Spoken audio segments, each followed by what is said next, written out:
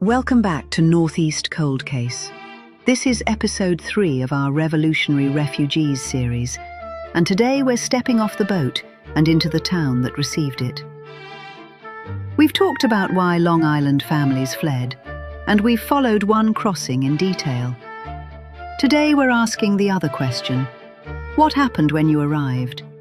What did New London look like before the refugees came? How did the town react when dozens, then hundreds of families showed up needing shelter, food, and somewhere to start over? The answers are more complicated than you might expect.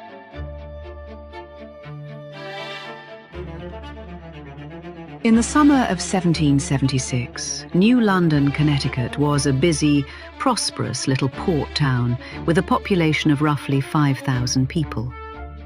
It had a deep harbour, one of the deepest on the entire Atlantic coast, a thriving trade in lumber, flour and food, and a reputation as the most commercially active waterfront in Connecticut. By the end of that year, it was something else entirely. The boats started arriving in September.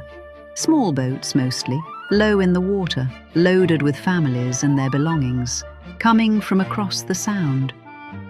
New London had seen a lot of things come through its harbour. It had never seen anything quite like this. To understand what the refugees found when they arrived, you have to understand what New London was. Founded in 1646 by John Winthrop the Younger, son of the Massachusetts Bay Colony's first governor, New London was one of the oldest English settlements in Connecticut. By 1776, it had grown into a genuine commercial hub. Its harbour was its great advantage. Widely considered the best deep-water harbour on Long Island Sound, it could accommodate ocean-going vessels that shallower ports could not.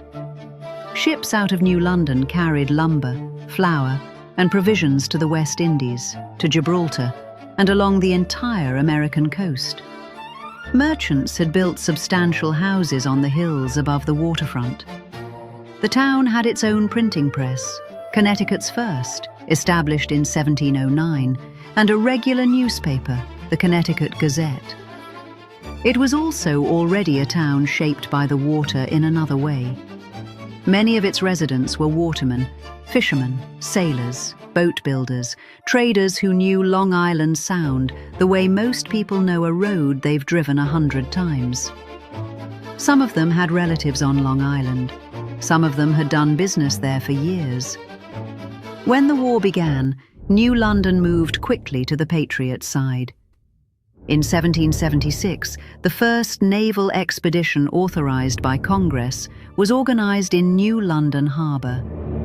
Within 3 years, the town would fit out and launch 20 privateers, armed ships commissioned to raid British shipping. This was, in other words, a town already on a war footing when the refugees started arriving.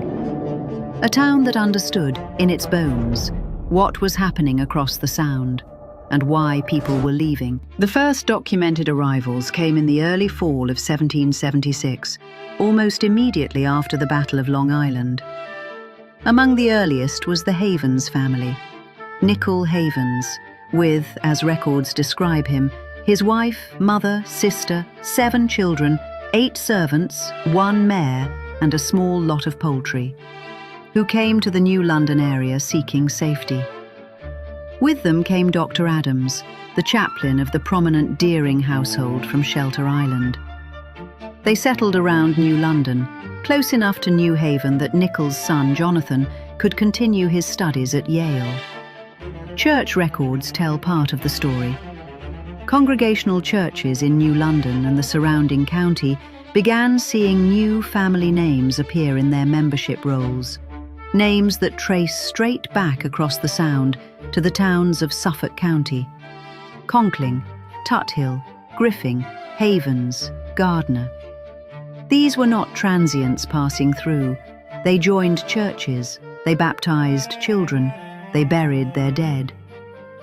Town meeting minutes from this period in New London County document recurring discussion of strangers and refugees, the words used at the time, and the question of how to assist them and regulate their presence. Connecticut authorities tried to manage the influx, directing arrivals towards specific towns and requiring documentation for movement across the Sound.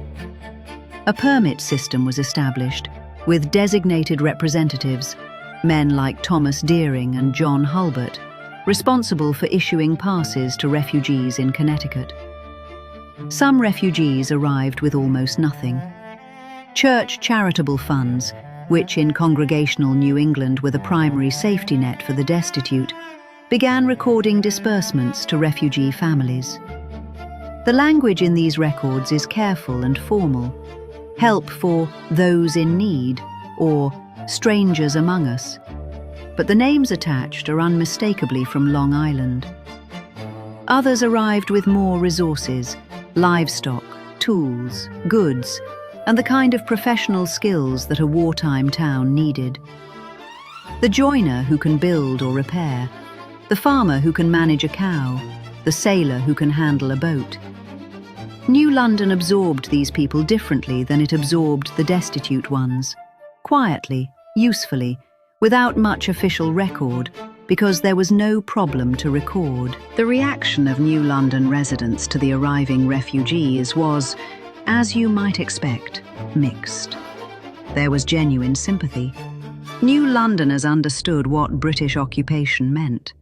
Many had relatives and trading partners on Long Island. The town had already committed itself to the Patriot cause at considerable risk. It knew that it could easily be on the other side of this equation if the British extended their control northward. There was also strain. A wartime economy is not a generous one. Food prices rise, housing becomes scarce. Labor that might have been available for hire is now in the militia.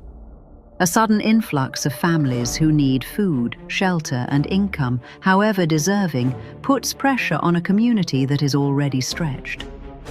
Connecticut, although safer than Long Island, was far from a peaceful backwater. British raids moved along the Connecticut coast throughout the war. In July of 1779, Fairfield was burned, Norwalk was burned. In 1781, the worst single day of the war for Connecticut, Benedict Arnold, now fighting for the British, led 800 men into New London itself, burning 143 buildings and massacring the garrison at Fort Griswold across the river in Groton.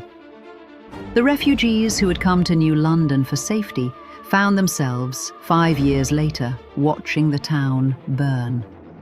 Some of them helped fight the fire. There was also a more complicated tension that the records hint at, but rarely state directly: the question of loyalty. Were these new arrivals really patriots? Or were some of them, as the Connecticut authorities quietly worried, people who maintained ties to Long Island, moved goods back and forth in ways that might benefit the enemy, and could not entirely be trusted? The permit system for crossing the Sound was partly about logistics, but it was also, at least in part, about surveillance. The authorities wanted to know who was moving and why. The refugees understood this. They navigated it carefully, maintaining their patriot credentials, serving in Connecticut militia units, taking public oaths of allegiance, and making themselves visible as useful, trustworthy members of the communities that had taken them in. New London in 1776 was a town that opened its harbour and, with varying degrees of warmth and wariness, opened its community to people who had nowhere else to go. Some of those families stayed for the full 7 years of occupation. Some went back when the war ended, and the British finally evacuated New York in November of 1783. And some, perhaps more than anyone expected at the time, stayed in Connecticut permanently. They married into local families. They bought land. Their children and grandchildren grew up not quite Long Islanders, not quite old-stock Connecticut Yankees, but something new that belonged to both places. You can still find them in the New London County records if you know how to look. In the next episode, we're going to follow one of the most difficult threads in this entire story: the enslaved men and women who were swept up in this exodus, whose choices were different, whose risks were different, and whose stories almost never made it into the histories that were written later. If your family includes a new London county name that traces back before 1790, there's a real chance they connect to this story. Leave your family's surname in the comments. Subscribe to Northeast Cold Case, and we'll see you in episode 4.